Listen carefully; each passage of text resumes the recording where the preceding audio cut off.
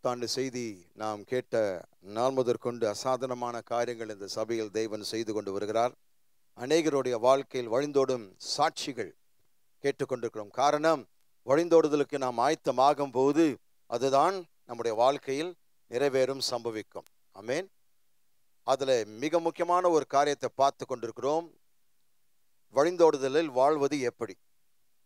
அதற்கு முதலாவது நான் சொன்னேன், தரிசனத்தை, வெளிப்பாடை பெற்றுக்கொள்ள வேண்டும். இரண்டாவது, சத்தத்தை கேட்க வேண்டும். மூன்றாவது, விசுவாசத்தில் அடியெடுத்து வைக்க வேண்டும். இல்லைங்களா? சென்ற வாரத்தில் நான்காவது காரியத்தை பார்க்க ஆரம்பித்தோம்.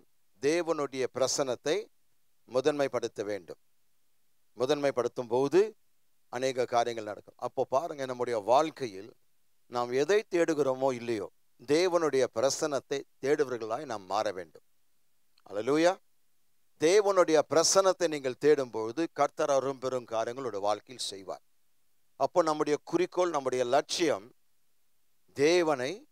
தேவனுடைய பிரசன்னத்தை நான் தேடுகிறவனாய், நாடுகிறவனாய் இருக்க போகிறேன். இந்த புத்தாண்டில் நீங்கள் அதுதான் தீர்மானிக்க வேண்டும். ஏனென்றால் தேவனை தேடுவீர்கள், வழிந்தோடுதலின் ஆசீர்வாதத்தை பெறுவீர்கள். ஏனென்றால் வழிந்தோடுதலுடைய முழு நிறைவு அவருக்குள் மட்டுமே இருக்கிறது. அங்கும் இங்கும் அங்க இல்லை. தேவனுக்குள் தான் இந்த நிரம்பி வழியும் ஆசீர்வாதங்கள் இருக்கிறது. அப்போ உங்களுடைய வாழ்க்கையில் வழிந்தோடும் நிரம்பி வழியும் ஆசீர்வாதம் வேண்டும் என்றால் நாம் என்ன செய்ய வேண்டும்? அவரை தேடுவர்களாய் மாற வேண்டும். ஆமென். அதை உண்டாக்குகிறது என்ன? அந்த தேவனுடைய பிரசன்னத்தை கொண்டு வருவது என்ன? நம்முடைய ஆராதனை. மரியாளுடைய வாழ்க்கையிலிருந்து நாம் பார்த்தோம். மார்த்தாள் மரியாள், அவள் தேவனை ஆராதிக்கிறவளாய் காணப்பட்டாள். அப்போ தேவனை ஆராதிக்கும் பொழுது நீங்கள் பிரசன்னத்தை கவிழ்ந்திருக்கிறீர்கள். ஏனென்றால் தேவன் அதிகமாய் தொடப்படுகிறது நம்முடைய ஆராதனை தான். அப்போ நாம் அவருக்கு செலுத்தக்கூடிய மிக சிறந்த காணிக்கை எது? நம்முடைய ஆராதனை. ஆமென். இப்போ நம்முடைய ஆராதனை தேவனுடைய பிரசன்னத்தை கொண்டு வருகிறது என்றால், கடைசியாக முடிக்கும் போது ஒரு கேள்வி நான் கேட்டேன். தேவனுடைய பிரசன்னத்தை அனுபவிக்கும்படி நாம் ஆராதிக்க வேண்டும் என்றால் தேவனுடைய பிரசன்னத்தை நாம் எப்பொழுதும் இல்லையா? அதற்கு பதில் இந்த தேவனுடைய பிரசன்னத்தை குறித்த 2 உண்மைகள். முதலாவது உண்மை நாம் சென்ற வாரத்தில் பார்த்தோம். தேவன் சர்வ வியாபியாய் இருக்கிறார் என்கின்ற உண்மை. தேவன் எங்கும் இருக்கிறார். எத்தனை பேர் அதை ஒத்துக்கொள்கிறீங்க? எல்லாரும் அதை ஒத்துக்கொள்கிறாங்க. தேவன் எங்கும் இருக்கிறார். அப்போ அவர் சர்வ வியாபி என்று சொல்லும் போது அது என்ன, எல்லாவற்றையும் உங்களுக்கு தெளிவாக போதித்தேன். அது யூடியூபில் இருக்கிறது, தொடர்ந்து கேட்டுக்கொள்ளுங்கள். இன்றைக்கு அந்த 2வது உண்மையை பார்க்க போகிறோம். அதாவது தேவனுடைய பிரசன்னத்தின் உண்மைகளை பற்றி நாம் பேச ஆரம்பித்தோம். முதலாவது காரியம் அவருடைய சர்வ வியாபியின் தன்மை, அவர் எங்கும் இருக்கிறார் என்கின்ற உண்மை. இரண்டாவதாக தேவனுடைய வெளிப்படுத்தப்பட்ட பிரசன்னத்தின் உண்மை. தேவனுடைய வெளிப்படுத்தப்பட்ட அல்லது வெளிப்படையான பிரசன்னத்தின் உண்மை. The reality of God's manifest presence. அப்போ தேவன் எங்கும் இருக்கிறார் என்பதற்கும் தேவனுடைய வெளிப்படையான பிரசன்னத்திற்கும் ஒரு மிகப்பெரிய வித்தியாசம் இருக்கிறது. அதை நாம் புரிந்து கொள்ள வேண்டும். ஆகவே இன்றைக்கு நாம் அவருடைய வெளிப்படையான பிரசன்னத்தை குறித்து தான் நான் இன்றைக்கு உங்களோடு பேச போகிறேன். ஆமென். தேவன் தான் இந்த முழு காரியத்தை ஆரம்பித்தார், துவக்கினார். எப்படி? ஆதாம் ஏவாளோடு வேதம் சொல்கிறது, பகலில் குளிர்ச்சியான வேளையில் ஆதாம் ஏவாளோடு தேவன் பேசினார், நடந்தார். அப்போ இந்த முழு காரியம் தேவன் ஆரம்பித்தார், துவக்கினார். அப்போ நம்மை பார்க்கலும் தேவன் நம்மோடு வெளிப்படையான விதத்தில் இருக்க விரும்புகிறார். The most astonishing blessing is the manifest presence of God. மிக வியக்கத்தக்கதான ஒரு ஆசீர்வாதம் நமக்கு இருக்குமானால் தேவன் வெளிப்படையாக நம்மோடு இருப்பதை காண்பிக்கிறார். ஆமென். நான் சொன்னேன், எவ்வளவு விளக்கினாலும் நாம் அதை அனுபவிக்க தான் அதனுடைய முழு சாராம்சத்தை நாம் புரிந்து கொள்ள முடியும். The full essence can only be understood when experienced. அனுபவிக்கும் போது மட்டுமே தான் இதனுடைய முழு அர்த்தத்தை, அதாவது தேவனுடைய வெளிப்படுத்தப்பட்ட தேவனுடைய வெளிப்படையான பிரசனம் நாம் அனுபவிக்கும் போதுதான் இது உண்மை என்று நாம் சாட்சி இட முடியும். ஆமென். அப்போ பாருங்க, ஆதாம் ஏவாளோடு தேவன் நடந்தார், பேசினார். ஆனால் அவர்கள் பாவத்தில் விழுந்த போது நாம் என்ன இழந்தோம்? ஆதாம் ஏவாள் பாவத்தில் விழுந்த போது நாம் என்ன எழுந்தோம்? தேவனுடைய வெளிப்படையான பிரசனம். அதிலிருந்து நம்முடைய மிகப்பெரிய பிரச்சனை, நாம் மற்ற எல்லா காரியங்களை தேடி கொண்டிருக்கிறோம். ஆசீர்வாதங்கள், அவருடைய சுகம், அவருடைய விடுதலை, அவருடைய வெற்றி, குடும்பத்தினுடைய ரட்சிப்பு, இதெல்லாம் நல்லது.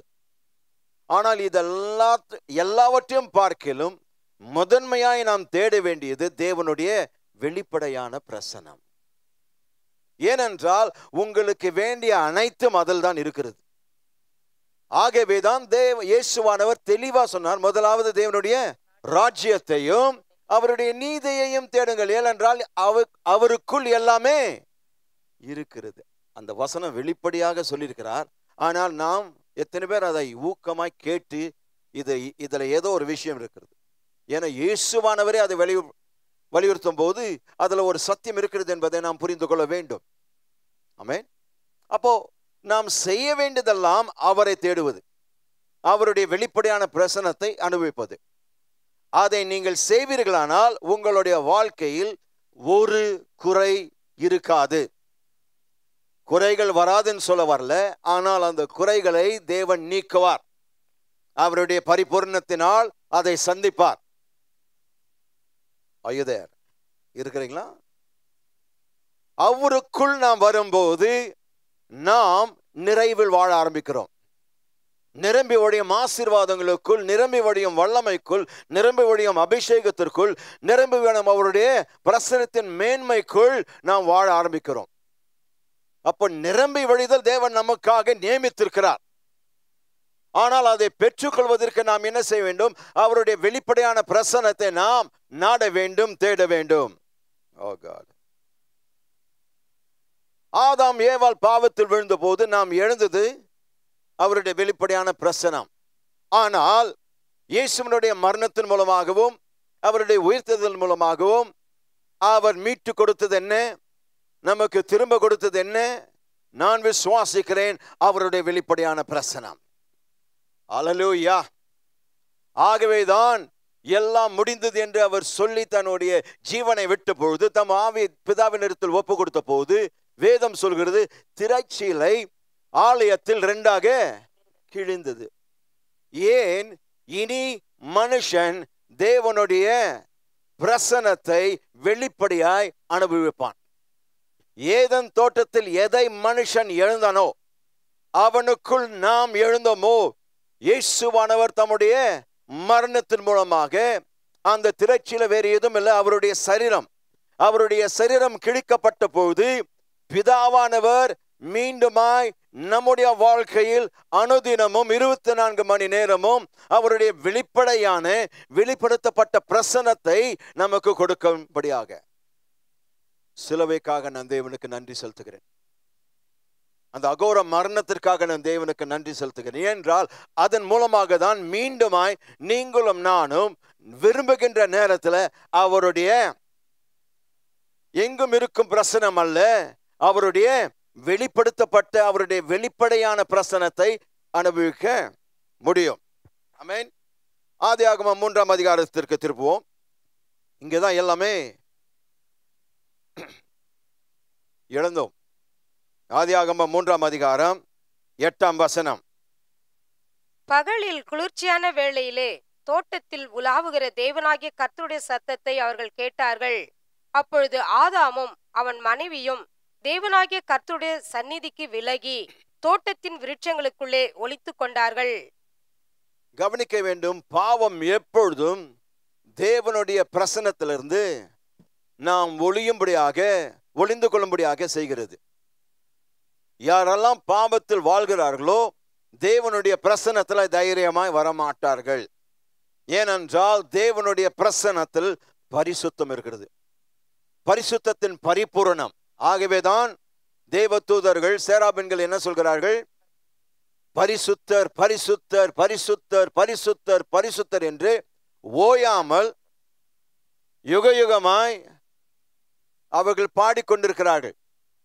தேவனுடைய பிரசன்னத்தில் நிற்கிற அந்த தேவ தூதர்கள் இடைவிடாமல் அவர்கள் ஆராதிக்கின்ற காரியம், நீர் பரிசுத்தர் பரிசுத்தர் பரிசுத்தர் என்று. அப்போ ஒரு மனுஷன், ஒரு விசுவாசி பாவம் செய்யும் போது அவனுக்குள் முதலாவது வரக்கூடியது தேவனுடைய பிரசன்னத்தை விலகி அவன் ஒளிய ஆரம்பிக்கிறான். காரணம், அவனுடைய பாவம் தேவனுடைய பரிசுத்தமான பிரசன்னத்தில் நிற்க முடியாது. எத்தனை பேர் விசுவாசிக்கிறீங்க? ஆனால் இங்க நாம் கவனிக்க வேண்டியது, இந்த வசனம் தேவனாகிய கர்த்தருடைய சந்நிதிக்கு விலகி என்று சொல்லப்படும் போது இது தேவன் எங்கும் இருக்கிறார் என்கின்ற பிரசனம் அல்ல. விளங்குதுங்களா? ஆதாம் ஏவாள் எதை விட்டு ஓடினார்கள், ஒளிந்து கொண்டார்கள்? அவருடைய வெளிப்படையான பிரசனம்.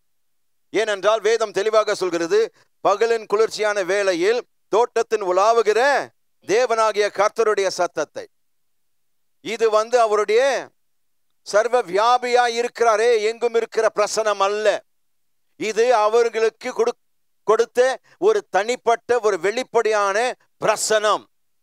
அதை விட்டுதான் அவர்கள் விலகி ஓடினார்கள். எனவே இந்த வித்தியாசத்தை நாம் புரிந்து கொள்ள வேண்டும். அவர் எங்கும் இருக்கிறார் என்கிற பிரசனத்திற்கும், ஆம்னி பிரசன்ஸ், அவர் குறிப்பிட்ட இடத்துல நமக்கு வெளிப்படையாய் தம்மை வெளிப்படுத்துகிறாரே அந்த பிரசனத்திற்கும் வித்தியாசம் உண்டு. தேவன் எங்கும் இருக்கிறார் எல்லாருக்கும் தெரியும். ஆனால் நான் அவரை ஆராதிக்கும் போது அவர் என்னை சந்திக்க வருகிறார். சென்ற வாரத்தில் ஆராதனையோட விளக்கத்தை கொடுத்தேன். ஆராதனை என்பது தேவனோடு சந்திக்கும் ஒரு சந்திப்பு, தேவனோடு உரையாடும் ஒரு சந்திப்பு. It is a meeting with God. அப்போ நீங்கள் ஒவ்வொரு முறை ஆராதிக்கும் போது, தேவனை வணங்கும் போது, தேவனுக்கு மரியாதை செலுத்தும் போது, தேவனை கனப்படுத்தும் போது அவர் உங்களை சந்திக்க வருகிறார். நாம் அவரை சந்திக்கிறது மட்டுமல்ல, அவர் நம்மை சந்திக்க வருகிறார். அந்த சந்திப்பு அவருடைய எங்கும் இருக்கும் பிரசனம் அல்ல. உங்களுக்கு அந்த குறிப்பிட்ட நேரத்தில் வெளிப்படையான பிரசன்னத்தை கொடுக்கிறவராய் காணப்படுகிறார். Oh my God. ஆமென். ஏன் இந்த ஆதியாகமம் 3ஆம் அதிகாரம் 8ஆம் வசனத்துல அவருடைய எங்கும் இருக்கும் பிரசன்னத்தை குறிப்பிடவில்லை, அவருடைய வெளிப்படையான பிரசன்னத்தை குறிப்பிடுது என்று பார்க்கும் போது அதற்கு காரணம், அதற்கு உதாரணம் என்னன்னா, தேவன் எங்கும் இருப்பார் என்று நாம் சொல்லும் போது அப்போ எப்படி இவங்க போயிட்டு தேவனுடைய பிரசன்னத்திலிருந்து நம்மை ஒளித்துக் கொள்வோமாக என்று யோசிக்க முடியும்? தேவன் எங்கும் இருக்கிறார்னா அவருடைய பிரசன்னத்தை விட்டு நீங்கள் ஒளிந்து கொள்ள முடியாது. ஆனால் இவர்கள் ஒளிந்து கொண்டார்னா அவருடைய வெளிப்படையான பிரசனம். விளங்குதுங்க நான் சொல்றது? அவருடைய சர்வ வியாபியனுடைய பிரசனத்திலிருந்து, அவர் எங்கும் இருக்கிறார் என்கின்ற பிரசனத்திலிருந்து நாம் ஓடவே முடியாது. சங்கீதக்காரன் அதுதான் சொன்னான். சென்ற வாரத்தில் பார்த்தோம். 139ஆம் அதிகாரத்தில் 7 to 10 வரைக்கும் அவர் சொல்றார், நான் எங்க சென்றாலும் நீர் அங்க இருக்கிறீர். அதுதான் அவருடைய எங்கும் இருக்கும் பிரசனம். ஆனால் ஆதாம் ஏவாள் விட்டு விலகினது அவருடைய சர்வ வியாபி அல்ல. அவர் தனிப்பட்ட நேரத்தில் அவரிடத்தில் வெளிப்படையாய் காண்பித்த அவருடைய பிரசனத்திலிருந்து விலகி அவர்கள் ஒளிந்து கொண்டார்கள். இன்னொரு உதாரணத்தை பார்ப்போம். யாத்திராகமம் 33ஆம் அதிகாரம் 14-15 வசனங்கள். யாத்திராகமம் 33:14-15 வசனங்கள். அதற்கு அவர், என் சமூகம் உனக்கு முன்பாக செல்லும், நான் உனக்கு இளைப்பாறுதல் தருவேன் என்றார். அப்பொழுது அவன் அவரை நோக்கி, உம்முடைய சமூகம் என்னோடு கூட செல்லாமற் போனால் எங்களை இவ்விடத்திலிருந்து கொண்டு போகாதிரும். கவனிங்க, தேவன் எங்கும் இருக்கும் போது என் சமூகம் உனக்கு முன்பாக செல்லும் என்று தேவன் எப்படி சொல்ல முடியும்? அவருடைய பிரசன்னம் தான் எங்குமே இருக்கிறது. அப்போ ஏன் குறிப்பிட்ட விதத்துல என் சமூகம் உனக்கு முன்பாக செல்லும் என்று சொல்ல வேண்டும்? ஏனென்றால் அவர் அவருடைய எங்கும் இருக்கும் பிரசன்னத்தை குறித்து இங்க பேசவில்லை. மாறாக அவருடைய வெளிப்படையான பிரசன்னத்தை குறித்து இங்க அவர் குறிப்பிடுகிறார். அப்போ மோசே இடத்தில் அவர் சொன்ன காரியம், என்னுடைய பிரசனம் உனக்கு முன்பாக செல்லும் என்று சொல்லும் போது அவர் எங்கும் இருக்கிறார் என்ற பிரசனம் அல்ல, அவருடைய சர்வ வியாபகம் அல்ல, மாறாக அவருடைய வெளிப்படையான பிரசனம் தான் உனக்கு முன்பாக செல்லும். நீங்கள் ஒவ்வொரு நாள் புறப்பட்டு போகும்போது என் சமூகம் உனக்கு முன்பாக செல்லும் என்று அவர் சொல்லும் போது அவருடைய வெளிப்படையான பிரசனம் உங்களோடு செல்கிறது. Oh my God. அவர் ஒவ்வொரு முறை நீங்கள் புறப்பட்டு போகும்போது அவர் உங்களுக்கு முன்பாக செல்கிறார். இது அவருடைய பொதுவான எங்கும் இருக்கிற பிரசனம் அல்ல. ஏன்னா அது உங்களோடு போக வேண்டிய அவசியம், அது எங்குமே இருக்கிறது. அவர் சொல்கிறார், தனிப்பட்ட விதத்துல உனக்கு ஒரு வெளிப்படையான பிரசனத்தோடு நான் உன்னை நடத்தி செல்வேன். ஓ ஹல்லேலூயா. இந்த வெளிப்படையான பிரசனம் தான் உன்னுடைய வாழ்க்கையில் இருக்கிற எல்லா கோணலான வழியை நேராக்கும், எல்லா கருமுடான பாதை செம்மையாக்கும். அவருடைய எங்கும் இருக்கும் பிரசனம் அல்ல, அவருடைய வெளிப்படையான பிரசனம் தான் உங்களுடைய மலைகளை தாழ்த்தி உங்களுடைய பள்ளத்தாக்குகளை உயர்த்தும். அப்போ உன்னுடைய வாழ்க்கையில் நீங்கள் தாழ்வான இடத்திற்கு தள்ளப்படும் போது அவருடைய வெளிப்படையான பிரசனம் வந்து உங்களை கரம் பிடித்து உயர்ந்த அடைக்கலத்தில் அமர வைக்கும். There is no low place for the believer in this life. இந்த உலக வாழ்க்கையில் ஒரு விசுவாசிக்கு தாழ்வான இடம் கிடையாது. நாம் தேவனுக்கு முன்பாக தாழ்த்துகிறோம், அது வேற. அவருக்கு முன்பாக நம்மை தாழ்த்துகிறோம், அது உண்மைதான். ஆனால் நமக்கு தாழ்வான நிலை, தாழ்வான ஒரு வாழ்க்கை அல்ல. நீங்கள் எந்த சூழ்நிலையில் இருந்தாலும், நீங்கள் எந்த அந்தஸ்தில் வாழ்ந்தாலும் நீங்கள் உயர்த்தப்பட்டவர்கள். காரணம், நீங்கள் உங்களுடைய தாழ்வான பகுதிகளுக்கு செல்லும் போது கர்த்தருடைய வெளிப்படையான பிரசனம் அங்கிருந்து உங்களை கொண்டு வந்து அரண்மனையில் அமர வைக்கும். ஹல்லேலூயா. ராஜரிகத்தோடு வாழ்கிறவர்கள் ஒரு காலமும் நீண்ட காலமாய் ஒரு மறைவான இடத்தில் வாழ முடியாது. சவுலினுடைய மகன் மெபிபோஷத் என்கிறவன் தன்னுடைய தகப்பன் இறந்த போது தாவீதை ராஜாவாக மாற்றின போது அவன் பயந்து அவன் ஒளிந்து கொண்டான். ஏன்னா அவன் நினைத்தான், என்னுடைய தகப்பனுடைய எதிரி தாவீது, அப்போ நான் அவருடைய வம்சமா இருக்கிறதான என்னையும் கொன்று விடுவான். ஆகவே ஒளிந்து கொண்டால் மறைந்து கொண்டு வாழ்ந்து கொண்டிருந்தான்.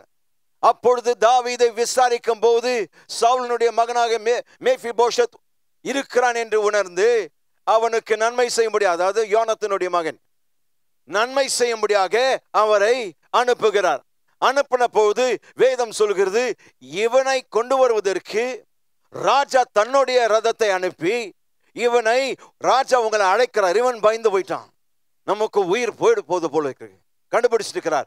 ஆனால் தேவனுடைய வெளிப்படையான பிரசனம் ராஜாவின் மூலமாய், நீ ஒரு ராஜா வம்சத்தை சேர்ந்தவன், நீ ஒரு மறைவான இடத்தில் வாழ முடியாது, நீ பரிசுத்த சந்ததி, நீ ராஜரிக கூட்டம், எனவே உன்னுடைய இடம் என்னோடு அரண்மனையில்.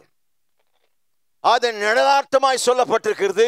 இயேசுவானவர் வந்த நோக்கம், சிலுவைக்கு சென்ற நோக்கம், மரித்ததனுடைய நோக்கம், உயிர்த்ததனுடைய நோக்கம், மறைவில் இருந்த உன்னை, பாவத்தில் வாழ்ந்த உன்னை, வியாதியில் வாழ்ந்த உன்னை, தாழ்ந்து போன உன்னை எல்லாவற்றையும் விட்டு, ராஜரிகத்தை விட்டு, அரண்மனை விட்டு, சிங்காசனத்தை விட்டு, எல்லா தன்மைகளை விட்டு தனியாய் வாழும் போது உன்னை மீண்டுமாய் உனக்கு உரியதை கொடுக்கும்படியாக, அந்த இடத்தில் வாழும்படியாக அவருடைய வெளிப்படையான பிரசனம் வந்திருக்கு. What an amazing God we have. நாம் அனைவரும் ஆவிக்குரிய மெபிபோஷத்துகளாய் இருக்கிறோம். அவர் நம்மை தேடி வந்து அவருடைய ரதத்தில் அமர வைத்து நம்மை அவரோடு உட்காரும்படி உன்னதங்களிலே பிதாவினுடைய வலது பாரசத்தில் நம்மை வீற்றிருக்க செய்திருக்கிறார். The amazing mercy and love of God. தேவனுடைய வியக்கத்தக்கதான இரக்கமும் அவருடைய அன்பும் இதில் காணப்படுகிறது.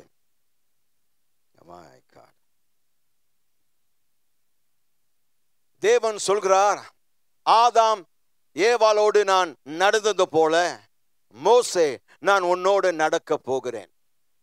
அந்த வார்த்தை அவன் கேட்ட உடனே அவன் என்ன சொல்கிறான் பாருங்க, உம்முடைய பிரசனம் என்னோட கூட செல்லாமல் போனால் எங்களை இவ்விடத்திலிருந்து கொண்டு போகாதிரும்.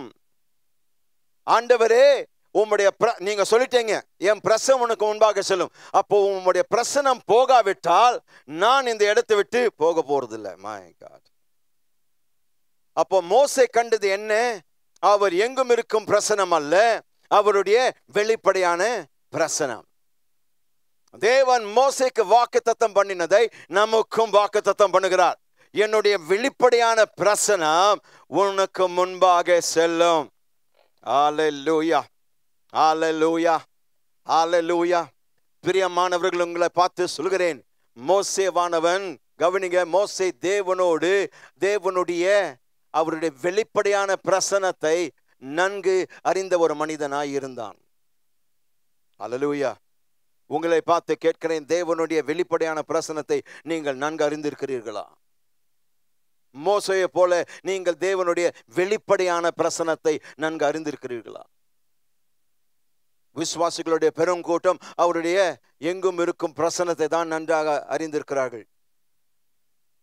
ஆனால் விசுவாசி வெறும் அவருடைய எங்கும் இருக்கும் பிரசனம் அல்ல, மாறாக அவருடைய வெளிப்படையான பிரசனத்தை அனுபவிக்க வேண்டும் என்று தேவன் விரும்புகிறார். Are you there?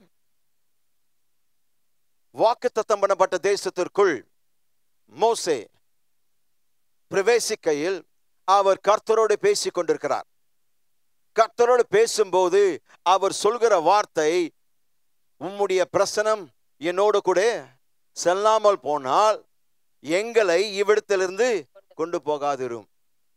என்ன ஒரு வார்த்தை பாருங்க, என்ன ஒரு வெளிப்பாடு. நீர் எங்களோடு போகிறீர் என்று சொன்னபடினால், உங்களுடைய வெளிப்படையான பிரசனம் எங்களுக்கு முன்பாக செல்கின்றபடியினால், நீங்க செல்லாத நேரத்துல நான் இந்த இடத்துக்கு ஒரு அடியோட வைக்க போறதில்லைன்றாரு.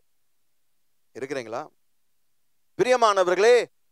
அப்படிப்பட்ட பசியை தான் இன்று தேவன் தேடிக்கொண்டிருக்கிறார். நீர் என்னோடு கூட போகாமல் இருந்தால் நான் இந்த இடத்திலிருந்து போக போறதில்லை. அப்படிப்பட்ட வாஞ்சை நமக்கு இருக்கிறதா? தேவனுடைய பிரசனம் ஒரு இல்லத்திற்குள் போகாதென்றால் நான் அந்த இடத்தை வாங்கவே மாட்டேன். தேவனுடைய பிரசனம் என்னோடு செல்லாமல் போனால் நான் எந்த இடத்திற்கு போக மாட்டேன், யாரையும் சந்திக்க மாட்டேன் என்று சொல்லக்கூடிய தைரியம், துணிச்சல் நமக்கு இருக்கிறதா? தேவன் நமக்கு இந்த காலையில் சவால் இடுகிறார்.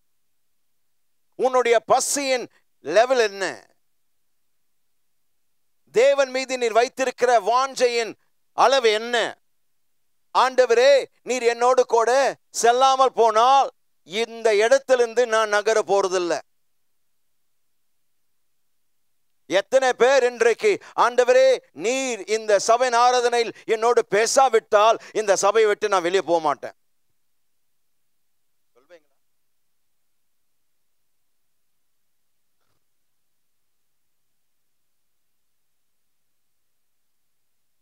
அப்படிப்பட்ட பசியை தான் கர்த்தர் இந்த காலையில் தேடி கொண்டிருக்கார். பிரியமானவர்களே, I wish I had a witness in here. Oh God. Rantaka basa. உதவி செய்யுங்க ஆண்டவரே, தகப்பனே உதவி செய்யுங்க. இப்படிப்பட்ட பசியுள்ளவனாய் என்னை மாற்றும், என் சபையை மாற்றும். நீர் எங்களோடு போகாமல் இருந்தால் இந்த இடத்தை விட்டு நாங்கள் அசைய மாட்டோம். இதுல மரிக்க கூட நாங்கள் துணிவதற்கு பயப்பட மாட்டோம். நடத்துமையா, நடத்துமையா. அப்ப பாருங்க, மோசேவானவன் அவன் புரிந்து கொண்ட ஒரு காரியம், தேவன் இல்லாமல் வாக்குத்தத்தம் பண்ணப்பட்ட தேசத்தில் இருப்பதை விட, கவனிங்க, தேவன் இல்லாமல், தேவனுடைய பிரசனம் இல்லாமல் வாக்குத்தத்தம் பண்ணப்பட்ட தேசத்தில் இருப்பதை விட தேவனோடு, மோசே தேவனோடு வனாந்தரத்தில் இருப்பதையே வாஞ்சிக்கிறான், விரும்புகிறான். அவர் சொன்னார், எனக்கு வாக்குத்தத்தம் பண்ணப்பட்ட தேசம் ஒரு பெரிய விஷயம் இல்ல, பாலும் தேனும் ஓடுகிற தேசம் எனக்கு பெரிய விஷயம் இல்ல, நிரம்பி வழியும் ஆசீர்வாதம் எனக்கு ஒரு பெரிய விஷயம் இல்ல, உம்முடைய பிரசனம் அங்க இல்லைன்னா எனக்கு பரலோகமே வேண்டான்றார். இருக்கிறீங்களா?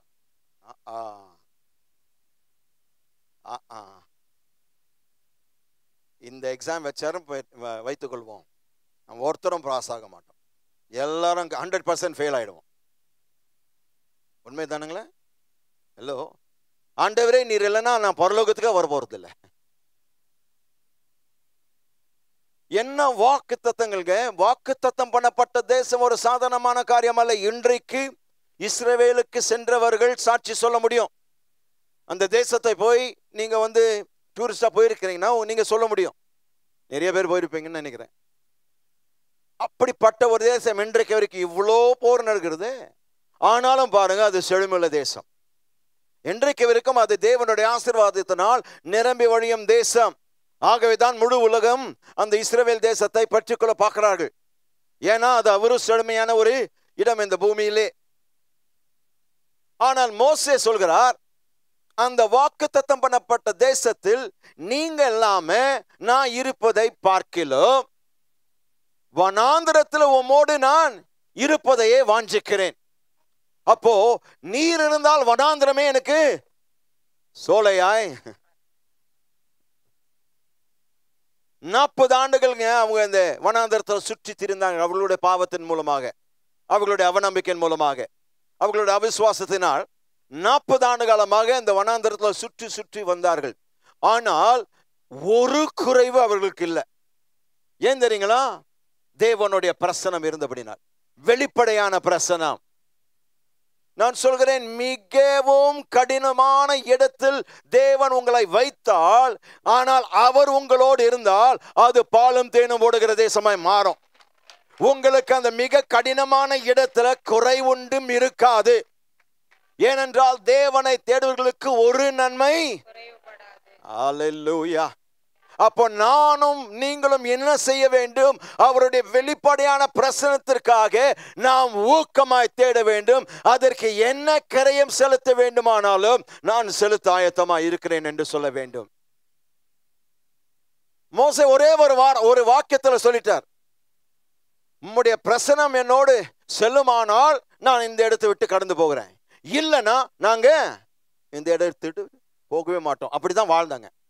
வனாந்தரத்துல எப்பொழுதெல்லாம் மேக ஸ்தம்பமும் அக்னி ஸ்தம்பமும் அவர்களுக்கு முன்பாக சென்று அவர்கள் புறப்பட்டு சென்றார்கள். எப்பொழுதெல்லாம் நின்று அவர்களும் அங்கே வாசம் பண்ணினார்கள். காரணம், அவர்களுடைய தலைவர் அப்படிப்பட்டவர்.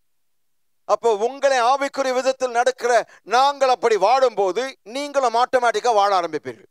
ஏன்னா எங்களுடைய மேய்ப்பன் அப்படிதான் வாழ்ந்து கொண்டிருக்கிறார். எங்களுடைய ஆவிக்குரிய தலைவர் அப்படிதான் வாழ்ந்து கொண்டிருக்கிறபடினால் அவரை போல நாங்களும் வாழும். ஏன்னா அவருடைய ஆடுகள் நாம். ஆமென்.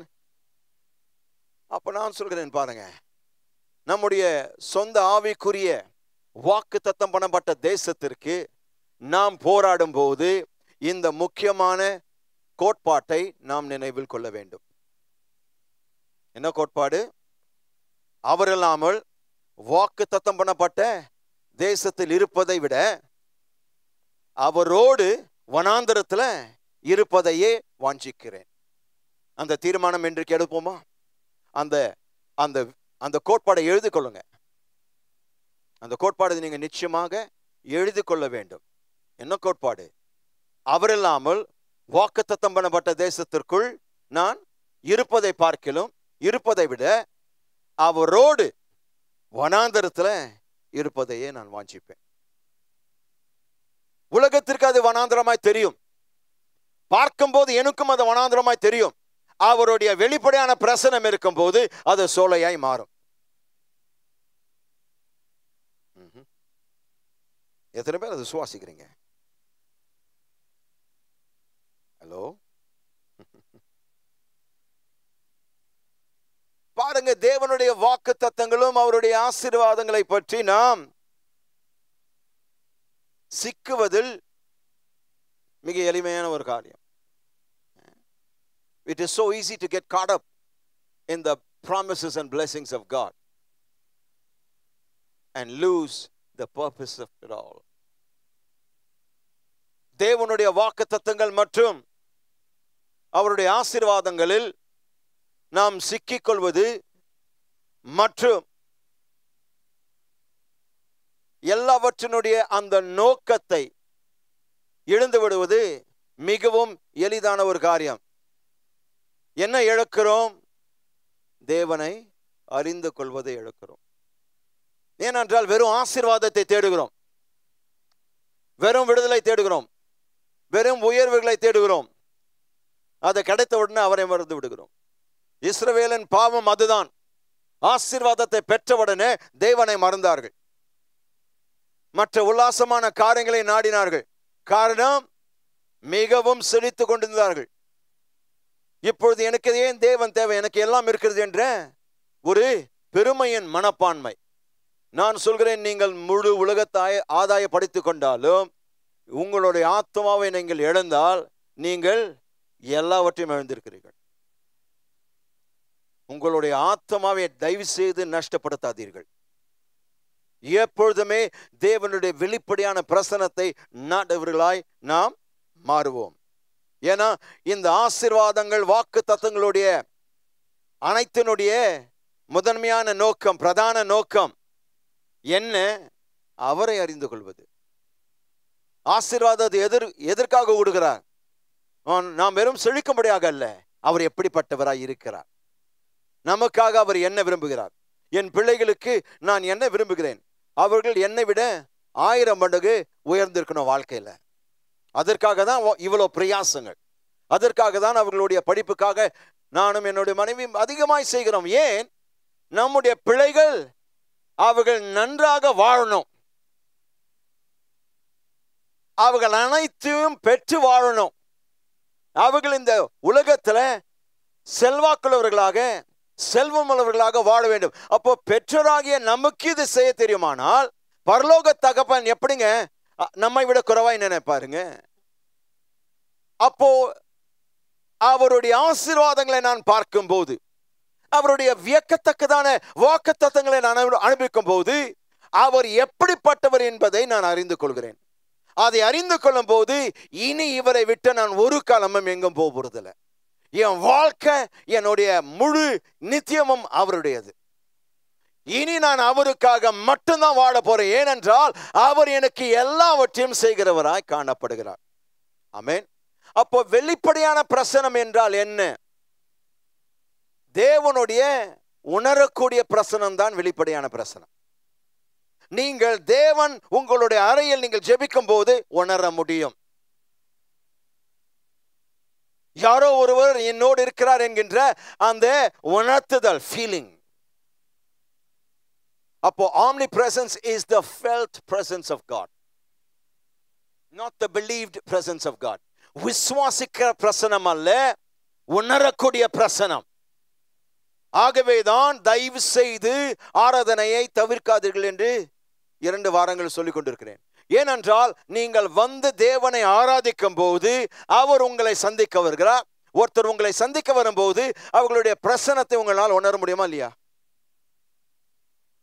உங்களை சந்திக்க ஒரு விருந்தாளிங்க வராங்க அங்க உங்க வீட்டுக்கு, ஹாலில் உட்கார வச்சுட்டு நீங்க பேசினுக்கிறீங்க. பேசும்போது அவர்கள் இருக்கிறார்கள் என்று உங்களால் உணர முடியுமா இல்லையா?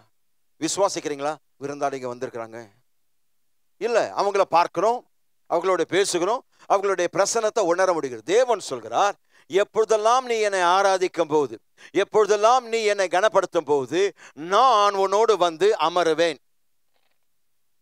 Oh my. Hallelujah. ஆகவேதான் வெளிப்படுத்தும் விசேஷத்தில் அவர் சொல்கிறார், இதோ நான் கதவை தட்டி கொண்டிருக்கிறேன், திறக்கிறவன் இடத்தில் நான், சொல்லுங்க, உள்ள வந்து அவனோடு போஜனம் பண்ணுவேன். அவனோடு வந்து நான் போஜனம் பண்ணுவேன். நான் சொல்கிறேன், தேவனுடைய வெளிப்படையான பிரசனம் உங்களுடைய வீட்டில் வரும்போது அவர் கெஸ்டா வரலங்க, ஹோஸ்டா மாறுறாரு.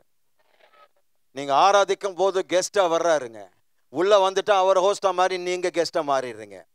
ஏனென்றால் இப்போது நீங்க உங்களுடைய வீட்டில் எல்லாம் அவருடைய பிரசன்னத்தில் இருக்கிறீங்க. அவருடைய பிரசன்னத்தினோட அவர் தான்.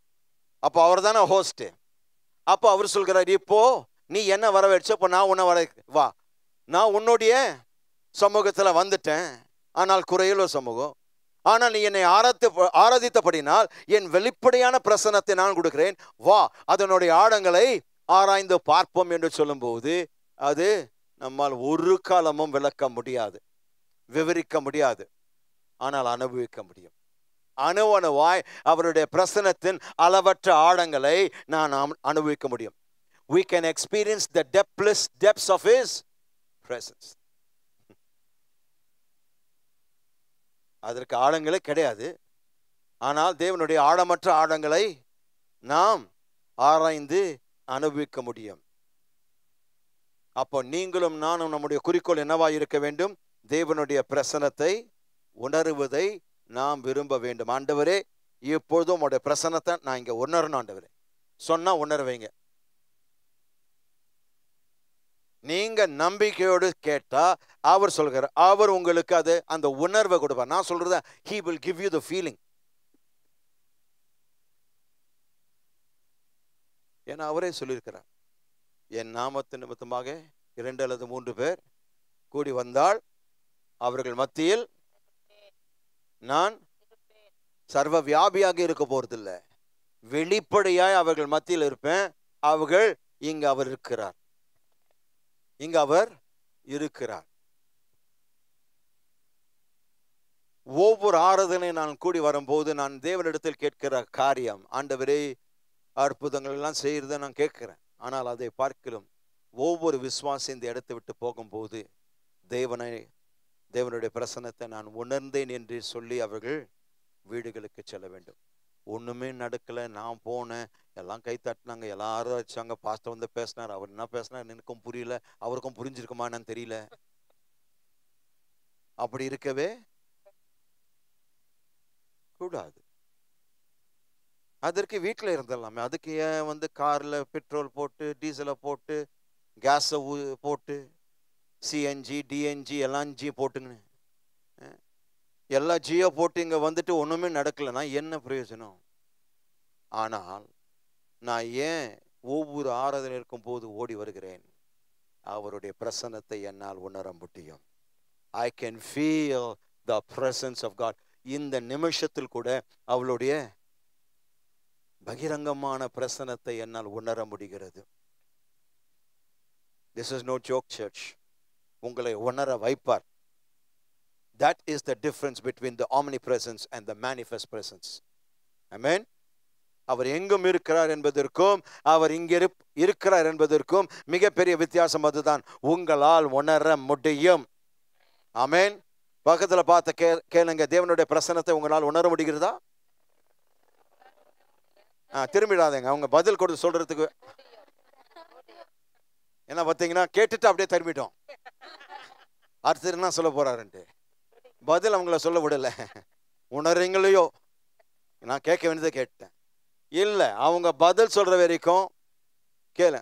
பதில் சொல்லியா கை வச்சுட்டோம். ஆண்டவரே, இப்பொழுது என்னுடைய சகோதரி என்னுடைய சகோதரன் பிரசன்னத்தை உணரட்டும். ஏன்னா இது துணிச்சலான ஒரு ஆராதனைங்க. ஏன்னா தேவன் சவால் எடுக்கிறார், என்னை சோதித்து பார் என்றார். தேவன் வார்த்தைகளை வைத்து விளையாடுகிற தேவன் அல்ல. மோசேயும் இஸ்ரவேலை பார்த்து சொன்னார், என் சமூகம் உனக்கு முன்பாக செல்லும். சும்மா அவர்களுடைய உணர்ச்சியை கிளறுவதற்கு சொல்லல. என் சமூகம் உனக்கு முன்பாக செல்லும். ஆனால் நீங்கள் அதை உணர வேண்டும் என்றால் நீங்கள் அந்த நிலையில் அந்த டைமென்ஷனுக்குள் வரணும். ஒரு இடத்துல தேவன் இருக்கிறார இல்ல, நான் வந்து நின்ன ஒரே செகண்ட்ல கண்டுபிடிக்கக்கூடிய நிலைக்கு நீங்களும் நானும் ஆவிக்குரிய விதத்துல வரணுங்க. அதுதான் இன்றைக்கு தேவன் நமக்கு கொடுக்கிற வீட்டு பாடம். இதுதான் நம்முடைய ஹோம்வொர்க். இந்த வாரம் முழுக்க ஆண்டவரே உம்முடைய பிரசனம், வெளிப்படையான பிரசனத்திற்கு என்னை விழிப்புணர்வனாய் ஆக்கும். ஏனென்றால் ஒரு இடத்துல ஒரு சில வினாடிகளுக்குள் இங்க தேவன் இல்லை, எனக்கு இந்த இடத்துல இருக்க வேண்டிய அவசியம் இல்லை. இது என்னுடைய இடம் கிடையாது. ஏன்னா இது எனக்கு அறிமுகமான இடம் அல்ல. எனக்கு அறிமுகமான ஒரே ஒரு இடம் தேவ பிரசனம். The only thing that I want to be familiar with is like Moses. I want to know that I know that I know that I know that I know that I know that I know He is here. அவர் இங்கே இருக்கிறார் என்பதை அறிந்து கொள்ள விரும்புகிறேன். இல்லைன்னா எனக்கு இந்த இடத்துல இருக்க வேண்டிய அவசியம் இல்லை.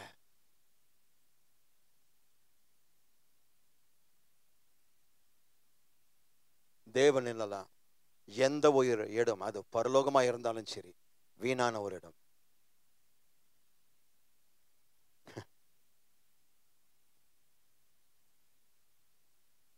உணரக்கூடிய பிரசனமா இருக்கிறது வெளிப்படையான பிரசனம். அதனுடைய அர்த்தம் என்னவென்றால், ஒரு குறிப்பிட்ட சூழ்நிலையில் ஒரு குறிப்பிட்ட நோக்கத்திற்காக தேவன் தம்மையே காண்பிக்கிறார்.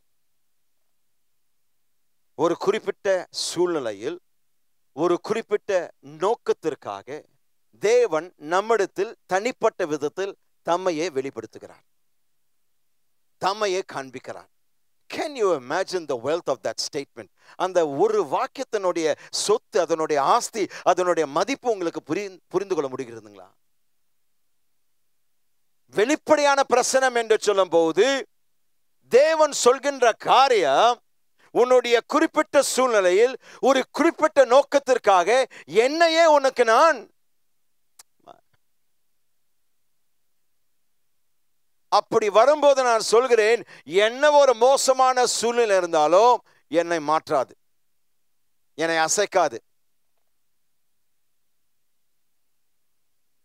மரண தருவாயிலுக்கு நான் சென்றாலும் அவர் இருக்கிறார் என்கின்ற தைரியத்தில் நான் மரிக்க தயங்க மாட்டேன். ஏன்னா மரிக்கும் போது அவருக்குள் தான் மரிக்கிறேன். வாழ்ந்தாலும் உம்மோடு தான், மரித்தாலும் உம்மோடு தான், உமக்காக தான். அந்த உணர்வு எப்பொழுது வரும்?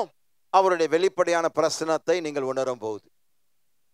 அப்போ நான் சொல்கிறேன், உங்களுடைய ஒவ்வொரு குறிப்பிட்ட சூழ்நிலையில் குறிப்பிட்ட நோக்கத்திற்காக தேவன் தம்மை உங்களிடத்தில் வெளிப்படுத்துவார்.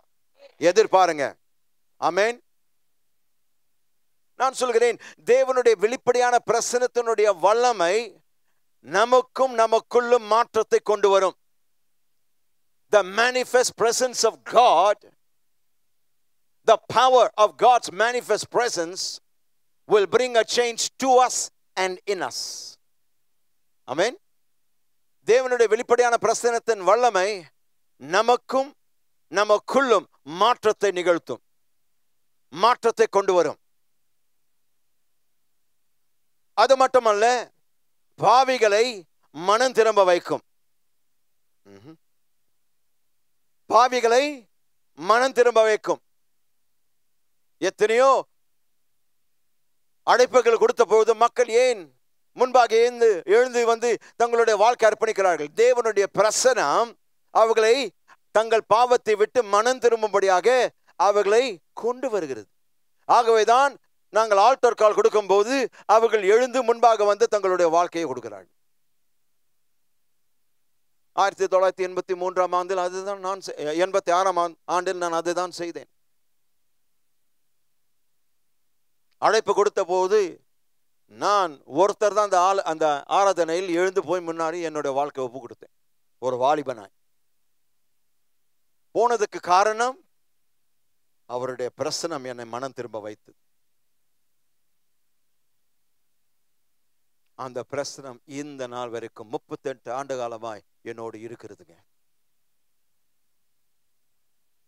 His presence is not for a moment. His presence for life and eternity.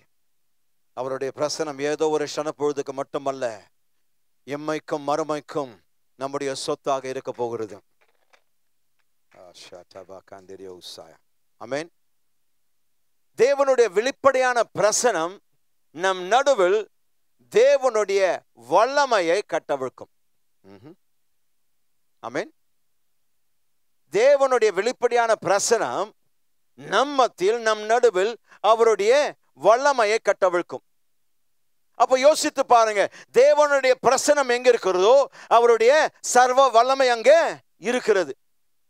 அவருடைய சர்வ வல்லமை வரும்போது நீங்கள் ஒன்றுக்கும் குறைபட மாட்டீர்கள்.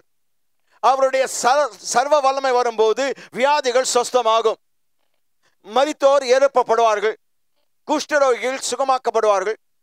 நான் சொல்கிறேன், அவருடைய பிரசனம் எங்க இருக்கிறதோ அங்க வியாதி தங்க முடியாது, நீடித்திருக்க முடியாது. ஏனென்றால் அவருடைய சர்வ வல்லமை அதை குணப்படுத்தும். இயேசுவானவர் இந்த உலகத்தில் 3.5 ஆண்டுகள் ஊழியம் செய்த போது அவர் எங்கெல்லாம் சென்றாரோ அனைவரையும் சுகமாக்கினார். ஒரு சிலர் அல்ல, அல்லது அநேக பேர் அல்ல, அல்லது ஏறக்குறைய எல்லாரையும் சுகமாக்கின இல்ல, அவர் எல்லாரையும் சுகமாக்கினார் என்று பலமுறை வேதத்தின் சுவிசேஷங்களில் எழுதப்பட்டிருக்கிறது. Everyone was healed. அவருடைய பிரசன்னம் எங்க இருக்கிறதோ அவருடைய வல்லமை அங்கே இருக்கும். ஆமென். வாசிப்போம் லூக்கா 5ஆம் அதிகாரம் 17ஆம் வசனம். லூக்கா 5:17.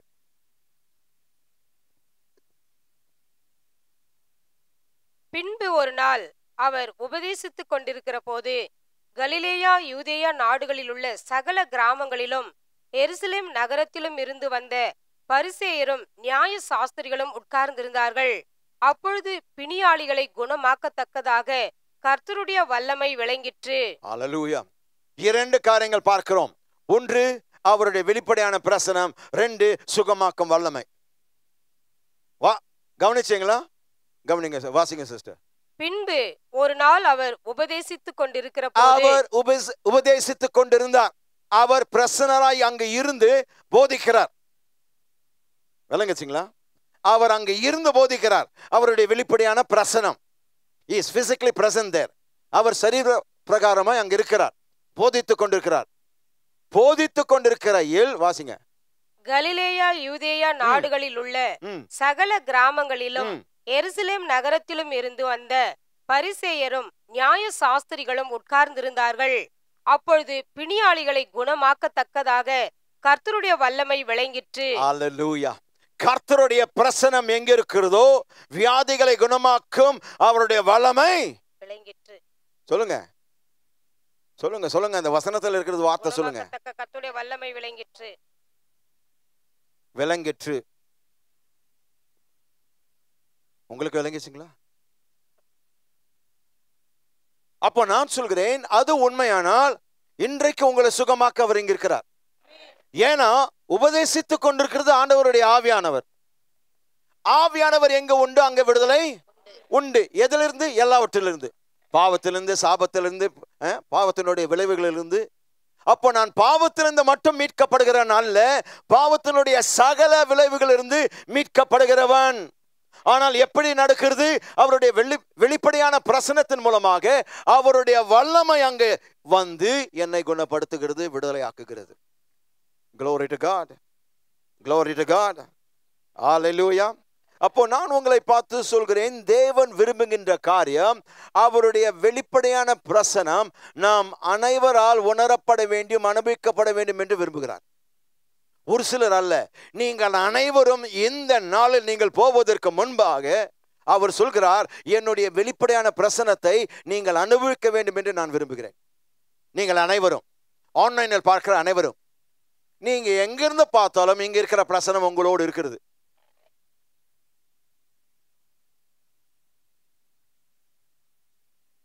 அதற்காக அங்கே இருந்துடாதீங்க, முடியாத சமயத்தில் இருங்க. ஆனால் மற்ற நேரத்தில் ஆலயத்துக்கு வாங்க, ஏன்னா அவர் அதை சொல்லியிருக்கிறார். சபை கூடுதலை விட்டு விடாதீங்க சொல்லிட்டு பிறகு நீங்க விட்டீங்கன்னா அது ஒரு காரணமாக தான் நீங்க இருக்கணும். மற்றபடி ஆன்லைன்ல பார்க்கிற காரியத்தை விட்டுருங்க. வழியே இல்லை, என்னால் உடம்பு முடியல அப்படி சொல்கிறவர்கள் மட்டும்தான் அங்கே இருக்கணும், மற்றபடி இங்கே இருக்கணும். இல்லை இதை மற்ற தேசத்தில் நினைக்கிறவங்க அங்கெல்லாம் வர முடியாது, அப்போ நான் ஒத்துக்கிறேன். இல்லாத பட்சத்தில் நீங்களை புரிச்சுக்கிட்டீங்க. ஏனென்றால் தேவன் எங்க இருக்கிறாரோ அவருடைய வல்லமை அங்கே இருந்து கிரியை செய்கிறது. பிரியமானவர், பல்வேறுபட்ட வழிகளில் தேவன் தம்மை வெளிப்படுத்த விரும்புகிறார். பல்வேறுபட்ட வழிகளில் தேவன் தம்முடைய பிரசன்னத்தை வெளிப்படுத்த. God wants to manifest himself in various ways. It can be a strong encounter, ஒரு பலமான சந்திப்பாக இருக்கலாம். அல்லது உங்கள் வாழ்க்கையின் மீதான அவருடைய வல்லமையான அபிஷேகத்தின் கட்டவிழ்க்கிறதா இருக்கலாம். உங்கள் வாழ்க்கையின் மீதான அவருடைய வல்லமையுள்ள அபிஷேகத்தினுடைய கட்டவிழ்ப்பு, அல்லது அது உங்களுடைய ஒரு தரிசனம் அல்லது ஒரு சொற்பனமாக கனவாக இருக்க முடியும்.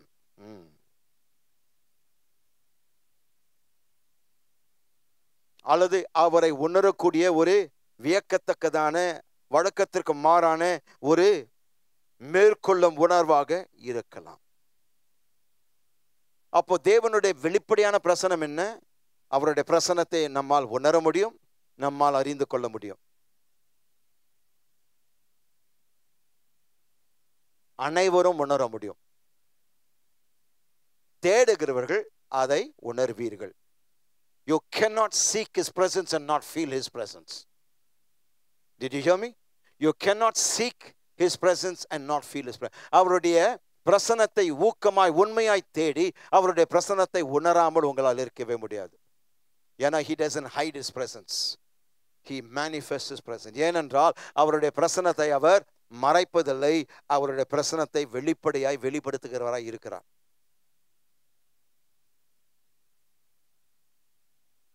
When you feel him, you trust him. சில நேரங்களில் அவரை நான் உணரும் போது அவரை அளவுக்கு அதிகமாய் நம்ப ஆரம்பிக்கிறேன். அவருடைய பிரசனம் இங்க இருக்கிறது நான் உணர்கிறதுனால தைரியமா பிரசங்கம் பண்ணுகிறேன். என்னுடைய மிகப்பெரிய ஒரு வல்லமை என்னன்னா அவர் என்னோடு இங்க இருக்கிறார்.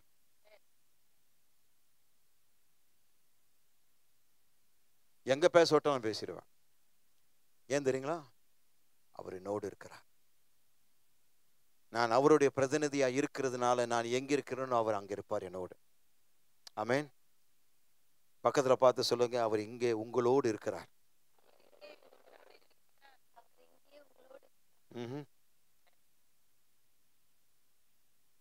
தேவனுடைய பிரசனம், நீங்கள் அந்த பிரசனத்தை கவனிக்கக்கூடிய விதத்தில், அதை உணரக்கூடிய விதத்தில், அதை ஆதாரபூர்வமாய் பார்க்கக்கூடிய விதத்தில் அதை உங்களுக்கு வெளிப்படுத்துவார். The manifest presence of God will make something, his presence noticeable. It will make his presence evident. You're not even figuring out the things that are coming out of my mouth.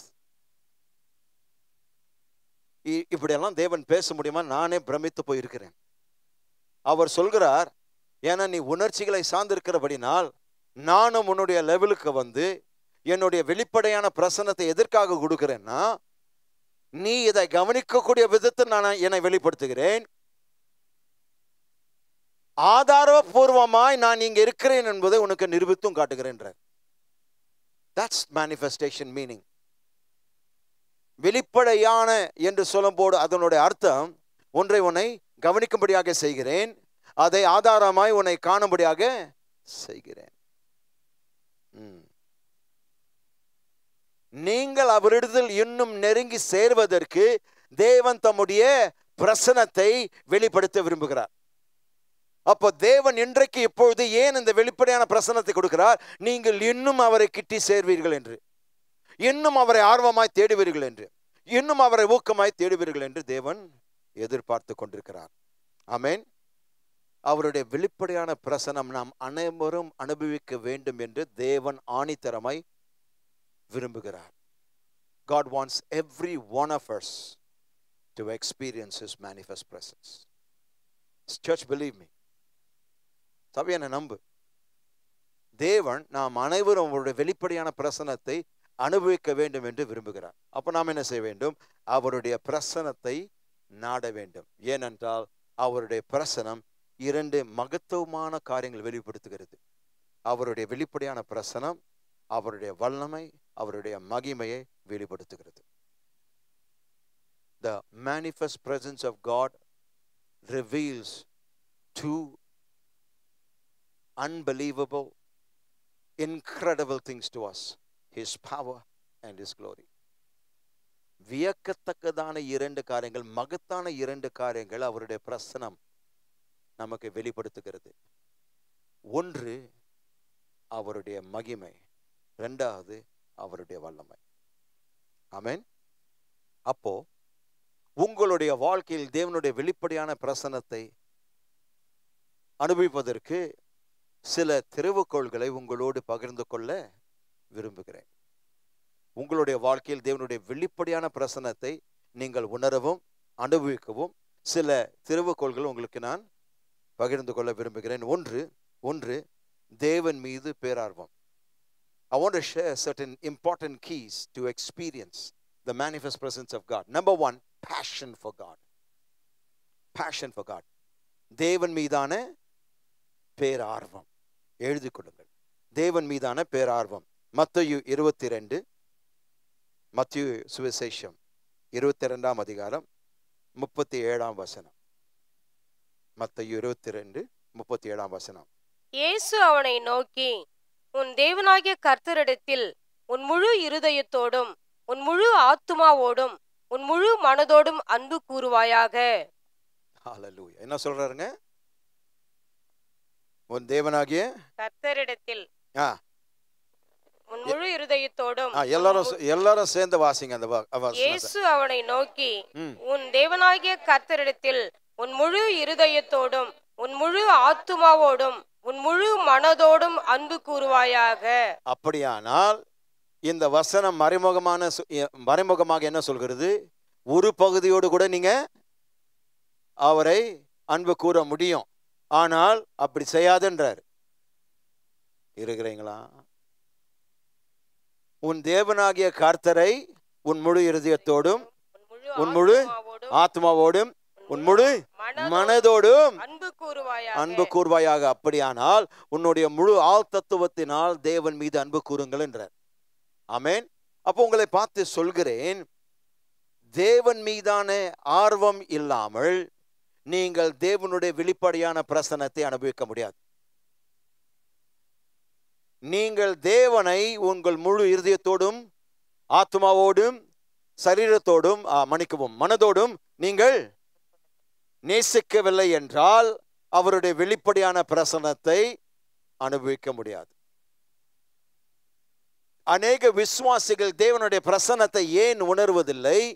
ஏனென்றால் அவர்கள் முழு ஆள் தத்துவத்தோடு அவர்கள் தேவன் மீது அன்பு கூறவில்லை. ஏதோ ஒரு குறைவு இருக்கிறது. If you cannot sense His presence or feel His presence, something is wrong with you, not with God. அவருடைய பிரசன்னத்தை நீங்க சொல்றதெல்லாம் எனக்கு புரியலையே, நான் உணர முடியலையே. அப்ப நம்மிடத்தில் குறைவு இருக்கிறது, தேவனிடத்தில் அல்ல. ஏனென்றால் தேவன் இங்க இருக்கிறார். என் மக்கள் எங்க கூடி வர்றார்களோ அவர்கள் மத்தியில் நான் இருக்கிறேன் என்று வாக்கு பண்ணினவர் மாறிடா, வாக்கு தத்தம் நிறைவேற்றுவார். அப்போ உங்களுக்கு ஒரு தேவனுக்கான அவர் மீதான ஒரு உண்மையான பேரார்வம் இருக்க வேண்டும். அப்போ நீங்கள் விழிக்கும் போது காலையில முதலாவது நீங்கள் தேடுவது என்ன? எல்லாருக்கும் இன்னைக்கு சமைச்சு கணவருக்கும் பிள்ளைகளுக்கும் உணவு அனுப்பணும், பொட்டலம் காட்டணும், இதை காட்டணும், டிஃபன் பாக்ஸ்ல போடணும்.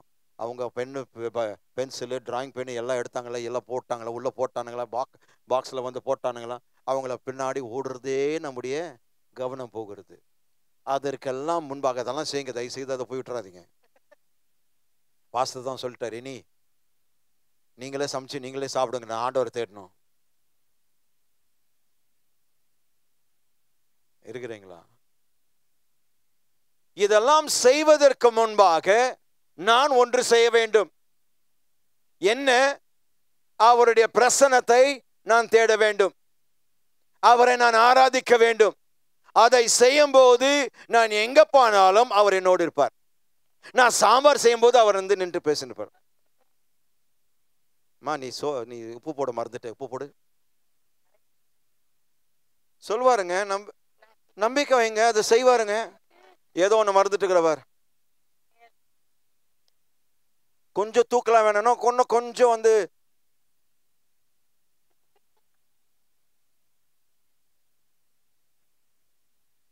Thank you brother.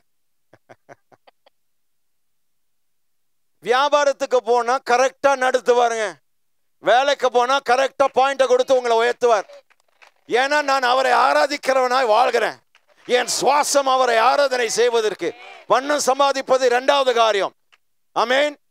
நான் முதலாவது சுவாசிப்பதற்கு ஒரே ஒரு காரணம் என்னன்னா அவரை ஆராதிக்க. அல்லேலூயா.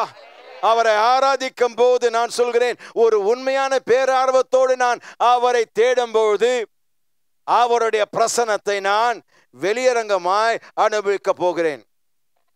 கவனிங்க, ஒரு முக்கியமான வார்த்தையை சொல்ல விரும்புகிறேன், ஒரு வாக்கியத்தை சொல்ல விரும்புகிறேன். கவனிங்க, நீங்கள் உண்மையிலேயே தேவனுடைய பிரசன்னத்தின் மீது ஆர்வம் இல்லை என்றால் நீங்கள் அவருடைய வல்லமையை போலியாக காட்டலாம், அவருடைய பிரசன்னம் அல்ல.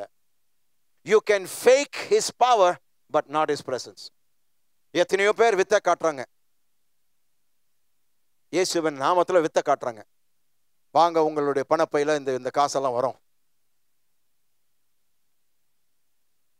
You can fake his power. அவருடைய வல்லமை நீங்க போலியாக காட்டலாம், அவருடைய பிரசன்னத்தை செய்ய முடியாது. No, you cannot fake his presence. ஏன்னா மக்களுக்கு தெரியும், ஏன்னா அவங்க உணர்ந்து கொண்டிருக்கிறாங்க அவர் இருக்கிறாரா இல்லையான்னு. நான் வாயை திறந்து இங்க இருக்கிறார் சொன்னா உங்களுக்கு கண்டுபிடிச்சிருவீங்க. ரொம்ப ஓவரா நான் சொல்லிட்டேன்னா அவருக்கே தெரியல, இல்லை அர்த்தம் அவர் திருப்பி சொல்றாரு. அவரே வந்து நிச்சயப்படுத்திக் கொள்கிறார், அவருக்கு இல்லை, ஏன்னா அவர் இங்க இல்லை. இன்றைக்கு விசுவாசிகள் எல்லாத்தையும் நீங்க சொல்றது அப்படியே ஏற்றுக்கொண்டு போகிற மக்கள் அல்ல. இப்போ எல்லா விசுவாசிகளுக்கும் வெளிப்பாடுகள் தேவன் கொடுத்து கொண்டிருக்கிறார். இருக்கிறீங்களா? அதனால தான் கட் காப்பி பேஸ்ட் நான் பண்ணேன்னு நீங்க கண்டுபிடிச்சிருவீங்க. ஏன்னா நீங்களும் யூடியூப்ல பல செய்திகளை கேட்டுக்கொண்டிருக்கிறீர்கள். தேவனுடைய ரேமா கொடுக்கணும்னா நான் அவருடைய சன்னிதானத்தில் உட்காரணும், அவரிடத்துல இந்த வெளிப்பாடு பெறணும். அந்த வெளிப்பாடு பெறும்போது இதை நான் கேட்டது இல்லையே, எத்தனையோ செய்திகள் கேட்டு இன்னும் இந்த பாயிண்ட் நான் கேட்டது இல்லையே, அதாங்க சத்தியம், அதான் பிரசனம். இது வரைக்கும் நீங்கள் கேட்டிராத காரியங்கள் உங்களுக்கு புதிதான விதத்தில், புதிதான லெவல்ல, புதிதான டைமென்ஷன்ல, வருமானத்தில் உங்களுக்கு அதை வெளிப்படுத்துகிற தேவனாய் இருக்கிறார். ஒரு வசனத்தை வாசி முடிப்போம். யோவான் 14:23. யோவான் 14:23. இயேசு அவனுக்கு பிரதியுத்தரமாக, ஒருவன் என்னில் அன்பாய் இருந்தால் அவன் என் வசனத்தை கைக்கொள்வான், அவனில் என் பிதா அன்பாய் இருப்பார், நாங்கள் அவனிடத்தில் வந்து அவனோடே வாசம் பண்ணுவோம். அல்லேலூயா, அல்லேலூயா. இந்த அல்லேலூயா வந்து தமிழ் விதத்துல சொல்லணும், அல்லேலூயா. ஆமென். பக்கத்துல பார்த்து சொல்லுங்க, அவர் நம்மோடு வாசம் பண்ணுகிறார். கேட்டவங்க அல்லேலூயா சொல்லுங்க. மீண்டுமாய் ஒருத்தர் சொல்லுங்க, ஒருத்தர் அதுக்கு ரெஸ்பாண்ட் பண்ணுங்க. தேவன் நம்மோடு வாசம் பண்ணுகிறார். ஒருத்தர் அதை சொல்லுங்க. கேட்டவங்க அல்லேலூயா சொல்லுவோமா? கவனிங்க, நிபந்தனை இயேசுவானவர் முதலாவது கொடுக்கிறார். வாசிங்க மீண்டுமாய். இயேசு அவனுக்கு பிரதியுத்தரமாக, ஒருவன் என்னில் அன்பாய் இருந்தால் கண்டிஷன், அந்த ஆள் எங்கெல்லாம் வருதோ அங்க கண்டிஷன் இருக்கிறதுன்னு அர்த்தம். நிபந்தனை. ஒருவன் என்னில் அன்பாய் இருந்தால் அவன் என் வசனத்தை கைக்கொள்வான், அவனில் என் பிதா அன்பாய் இருப்பார். அல்லேலூயா. அப்போ நான் அவரை நேசித்து அவருடைய வசனத்தை கைக்கொண்டால் முதல் சம்பவம், முதல் பலன், பிதாவானவர் என் மீது அன்பு கூர்வார். அடுத்தது கவனிங்க, நாங்கள் அவனிடத்தில் வந்து, இரண்டாவது பலன், நாங்கள் அவரிடத்தில் வந்து அவனோடே வாசம். Wait please. சிஸ்டர் கிரேஸ்லயே போயினுக்குறாங்க, அதனால அவங்களுக்கு பிரமாணமே பிடிக்காது. Praise the Lord. கவனிங்க, கர்த்தர் என்ன சொல்றார் கவனிங்க. ஒருவன் என் மீது அன்பாய் இருந்தால் முதல் பலன் சொல்லுங்க. இல்ல பிதாவானவர் சொல்ல, கரெக்டா வாசிங்க. ஒருவன் என்னில் அன்பாய் இருந்தால் அவன் என் வசனத்தை கைக்கொள்வான், கைக்கொள்ளும் போது அவனில் என் பிதா அன்பாய் இருப்பார். பிதா அல்ல, என் பிதா. ஒரு வார்த்தை மிஸ் பண்ணிட்டீங்கன்னா ஒரு நித்தியத்தை மிஸ் பண்ணிட்டோம். என் பிதா, என் பிதா உன்னில் அன்பா இருப்பார். அடுத்ததுங்க, நாங்கள் ஓ ஓ ஓ ஓ ஓ ஓ ஓ பன்மையிலிருந்து மன்னிக்கவும், ஒருமையிலிருந்து பன்மை. என் பிதா உன்னில் அன்பு கூறுவார். அடுத்தது நாங்கள் உன்னிடத்தில் வருவோம். மூன்றாவது அவனோடே வாசம் பண்ணுவோம். ஆங்கிலத்தில் எப்படி எழுதியிருக்கு தெரியுமா? and we will make our home with him. அவர்களோட வாசம் பண்றது, அவர் சொல்கிறார், நாம் வந்து அவரோட வீடாக மாறுவோம். அவருடைய வீடு எங்களுடைய வீடாக நாங்கள் மாற்றிக்கொள்வோம். ஹலோ, இருக்கிறீங்களா? அப்போ உங்களுடைய விலையேற பெற்ற டெனன்ட் யார் தெரியுமா? பிதாவும் குமாரனும் பரிசுத்த ஆவியானவர். ஏன்னா உள்ளுக்குள் ஆவியானவர் கூட பிதாவும் குமாரனும். நாங்கள் வந்து அவனிடத்தில் வந்து அவனோடு வாசம் பண்ணுவோம். 3 திரியேக உன்னத மகிமையான மகத்துவமான மாட்சிமையுள்ள பலன்கள். என் பிதா உன்னில் அன்பு கூறுவார், நாங்கள் உங்களிடத்தில் வருவோம், நாங்கள் உன்னுடைய வீட்டில் தங்குவோம். யாவரும் எழுந்து நிற்போம். அப்போ தேவனுடைய பிரசன்னத்தை நான் அடைய விரும்பினால் நான் அவர் மீதான பேரார்வத்தை இருக்கிறவனாய் காணப்பட வேண்டும். நான் தேவனுடைய பிரசன்னத்தை பெற விரும்பினால், அடைய விரும்பினால், நான் கர்த்தரை, நான் தேவனாகிய கர்த்தரை, என் பிதாவை நான் அன்பு கூற வேண்டும். அவர் மீதான பேரார்வம் காண்பிக்க வேண்டும். If you love and have passion for God, I say to you today, you will experience the manifest presence of God. You will secure, you will obtain the manifest presence of God. தேவனுடைய வெளிப்படையான பிரசன்னத்தை நீங்கள் அடைவீர்கள், நீங்கள் பெறுவீர்கள். எப்பொழுது? நீங்கள் தேவன் மீது அன்பு கூர்ந்து அவர் மீது நீங்கள் பேரார்வம் காண்பிக்கும் போது. எல்லாரும் கரங்களை உயர்த்தி ஒரு சில வினாடிகள் தேவனுடைய பிரசன்னத்திற்காக நன்றி சொல்லுங்க. குறிப்பாக அவருடைய வெளிப்படையான பிரசன்னத்திற்காக நன்றி சொல்லுங்க. உங்களுக்கும் தேவனுக்கும் நடுவில் ஒரு ஆராதனை நடத்துங்க. எல்லோரும் கமான், கர்த்தரை துதிங்க. அவருடைய வெளிப்படையான பிரசன்னத்தை நீங்க போவதற்கு முன்பாக உணரணும். எல்லோரும் எல்லோரும் எல்லாவற்றையும் மறந்து அவரை துதிங்க. அப்பா, உம்முடைய வெளிப்படையான பிரசன்னத்துக்காக நன்றி. எனக்கு இது ஒரு பொக்கிஷமாய் கொடுத்தீரையா, உமக்கு நன்றி சொல்லுங்க. என் உண்மையான சொத்து உம்முடைய பிரசன்னம். அப்பா, பிரசன்னத்திற்காக நன்றி அப்பா. உன் பிரசன்னத்திற்காக நன்றி அப்பா. பிரசன்னத்திற்காக நன்றி அப்பா. உன் பிரசன்னத்திற்காக நன்றி அப்பா. உன் பிரசன்னத்திற்காக நன்றி அப்பா. ஓ ஹalleluya, ஹalleluya, ஹalleluya, ஹalleluya. பா, இதை பார்க்கலாம் ஆண்டவரே ஒரு பெரிய ஆசீர்வாதம் கிடையாதப்பா. கோடிக்கணக்கில் பணம் இருந்தாலும் அப்பா இதற்கு ஒப்பாகாது ராஜா. இதற்கு ஒப்பானது அல்ல. உம்முடைய வெளிப்படையான பிரசன்னத்துக்கு ஒப்பானது அல்ல. இந்த முழு உலகத்தை நான் ஆதாயப்படுத்திக் கொண்டாலும் ஆண்டவரே உம்முடைய பிரசன்னத்திற்கு ஈடாகாதப்பா. அப்பா, பெரும் செல்வாக்குள்ளவனா நான் இருந்தாலும், பேரும் புகழும் பெற்றிருந்தாலும் அப்பா, உம்முடைய பிரசன்னத்துக்கு நிகராகாதையா. உம்முடைய வெளிப்படையான பிரசனம் ஈடு இணையற்றது தகப்பனே. உமக்கு நன்றி, உமக்கு நன்றி, உமக்கு நன்றி, உமக்கு நன்றி, உமக்கு நன்றி. ராமா காட்டோரபோஷாயா ரேமனாமா காட்டலா ரபா காண்டரடமா ரேகேடேரே பாபாம்ப்ரியா தோலோபோகோஷாயா மா பிரேகேட்டனனா ஹாந்திரிபா காசனனா. ஓ ஹalleluya. பட் பிரச்சனை இல்லைன்னா நான் இல்லப்பா. உங்க பிரச்சனை இல்லைன்னா நான் இல்லப்பா. ராஜா, நீர் இல்லாத வாக்குத்தத்தம் பண்ணப்பட்ட தேசம் எனக்கு வேணாம்ப்பா. நீர் இல்லாத பரலோகம் கூட எனக்கு வேணாம்ப்பா. நீர் இல்லாத வாழ்க்கை எனக்கு வேணாம்ப்பா. நீர் இல்லாத ஆசீர்வாதம் எனக்கு வேணாம்ப்பா. நீர் இல்லாத ஆரோக்கியம் எனக்கு வேணாம்ப்பா. நீர் இல்லாத விடுதலை எனக்கு வேணாம்ப்பா. எனக்கு அதை வேணாம். அது எவ்வளவு தேவைப்பட்டாலும் எனக்கு இருக்க வேணாம்ப்பா. தேவையானது ஒன்றே, தேவையானது ஒன்றே, தேவையானது ஒன்றே. நீங்க தானே சொன்னீங்க. அப்பா நான் சொல்றேன், எனக்கு தேவையானது ஒன்று மட்டும்தான்ப்பா.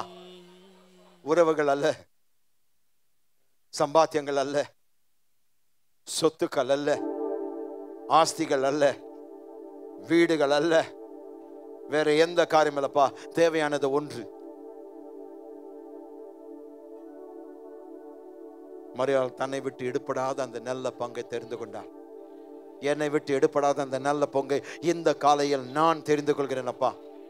என் சுய விருப்பத்தோடப்பா நான் அதை தெரிந்து கொள்கிறேன். I choose with my free will, with my own will. I want your presence. Oh, hallelujah. Hallelujah. எங்கள் அன்பின் பரலோக பிதாவே, கர்த்தராகிய இயேசுவின் நாமத்தில் உம்மாண்டே வருகிறோம். எங்களோடு இடைப்பட்டதற்காக உமக்கு நன்றி. தெய்வீக அற்புதங்கள் இந்த நிமிஷத்தில் ஆண்டவரே இங்கேயும் ஆன்லைனில் பார்க்கிறவர்களுடைய வாழ்க்கையில் நடத்துங்கப்பா. இவ்வளவு நேரப்பா நீங்க பேசுனீங்க, இப்போதப்பா நீங்க கிரியை செய்யும் நேரம். ஒவ்வொருத்தருடைய வாழ்க்கையிலப்பா உம்முடைய சத்தியத்தை விளங்க பண்ணும். கேட்ட சத்தியத்தை கட்டாவே அவர்கள் உணரட்டும் ஐயா. ஒவ்வொருத்தர் ஆண்டவரே உம்முடைய பிரசன்னத்தை உணரும்படியாக பிசிக்கலா அதை செய்யுங்கப்பா. இப்போ இது நீங்க பேசுனீங்க, அவங்க உணரட்டும்பா. ஆன்லைன்ல இருக்கிறவர்களுக்கு அதே இடத்துலப்பா அவங்க உங்களுடைய பிரசன்னத்தை உணரட்டும். அந்த அறைக்குள்ள உங்களுடைய பிரசன்னத்தை உணரட்டும். அவங்க எங்க இருந்து பார்த்து கொண்டிருக்கிற அந்த இடத்துலப்பா உங்களுடைய சமூகத்தை அவங்க உணரணும்ப்பா. விசுவாசிக்கிறதெல்லாம் நீங்க ஆண்டவரே நீங்க வெளிப்படையா அதை காண்பிக்கணும்ப்பா. Show yourself now. Show yourself in miracles. அற்புதங்கள் அடையாளங்களோடு உம்மை ஆண்டவரை காண்பித்தருளும். விடுதலைகளோடு உம்மை காண்பித்தருளும். தெய்வீக காரியங்களை செய்வதன் மூலம் உம்மை நீர் ஆண்டவரை வெளிப்படுத்தும். வந்தவர்கள் ஆண்டவரை வெறுமையாக போகக்கூடாதப்பா. இயேசுவின் நாமத்தில் அவர்களையும் அவர்களுடைய குடும்பங்களையும் அசாதாரணமான விதத்தில் ராஜா உயர்த்தும். இனி தங்கள் ஆயுசு முழுதுமாக தூங்குவதற்கு முன்பாக அவர்கள் கண்கள் உம்மை நோக்கி பார்க்கட்டும். விழிக்கும் போது முதலாவது அவர்களுடைய கண்கள் உம்மை நோக்கி பார்க்கட்டும் அப்பா. காரணம் உம்மை நோக்கி பார்க்கும் கண்கள் வெட்கப்பட்டு போவதில்லப்பா. குறைவில் வாழ மாட்டார்கள் ஐயா. சுகவீனமாய் இருக்க மாட்டார்களப்பா. பலவீனமாய் இருக்க மாட்டார்களப்பா. வேதனையில் தவிக்கிறவர்களா இருக்க மாட்டார்கள் ஐயா. உம்மை நோக்கி பார்க்கும் கண்கள் வெட்கப்பட்டு போக கூடாதையா. இந்த நிமிஷத்தில் எல்லாரையும் சுகப்படுத்தும், எல்லாரையும் விடுதலையாக்கும், எல்லோரையும் கர்த்தாவை வெற்றி சேர்க்க பண்ணும், எல்லோரையும் கர்த்தாவை வெற்றி வாழ்வுக்கு நீ நடத்தி ஆண்டவரே இனி தங்கள் ஆண்டவரே முழு மூச்சோடு ஆவி ஆத்மா சரீரத்தோடு முழு இருதயத்தோடு முழு மனதோடு முழு ஆத்மாவோடு முழு பலத்தோடு உடைய பிரசன்னத்தை வெளிப்படையான பிரசன்னத்தை தேடவும் நாடவும் அதை பற்றி கொள்ளவும் அதை பகிர்ந்து கொள்ளவும் அனைவரையும் ஆண்டவரே நீர் ஆசீர்வதியும். எல்லா துதி கன மகிமைக்கு சத்ரம் கர்த்தராகிய இயேசுவின் நாமத்தில் ஜெபிக்கிறோம் நல்ல பிதாவே. ஆமென் ஆமென். நம்முடைய கர்த்தராகிய இயேசு கிறிஸ்துவின் கிருபையும் பிதாவாகிய தேவனுடைய அன்பும் பரிசுத்த ஆவியினுடைய அன்யோன்ய ஐக்கியமும் இப்பொழுதும் எப்பொழுதும் உங்கள் அனைவரோடும் இருப்பதாக. ஆமென் ஆமென். எல்லோரும் கர்த்தருடைய ஆசீர்வாதத்தை அறிக்கை செய்வோம். கர்த்தர் என்னை ஆசீர்வதித்து என்னை காக்க கடவர். கர்த்தர் தம்முடைய முகத்தை என் மேல் பிரகாசிக்க பண்ணி என் மேல் கிருபையா இருக்க கடவர். கர்த்தர் தம்முடைய முகத்தை என் மேல் பிரசன்னமாக்கி எனக்கு சமாதானம் கட்டளையிட கடவர் என்பதே. ஆமென்.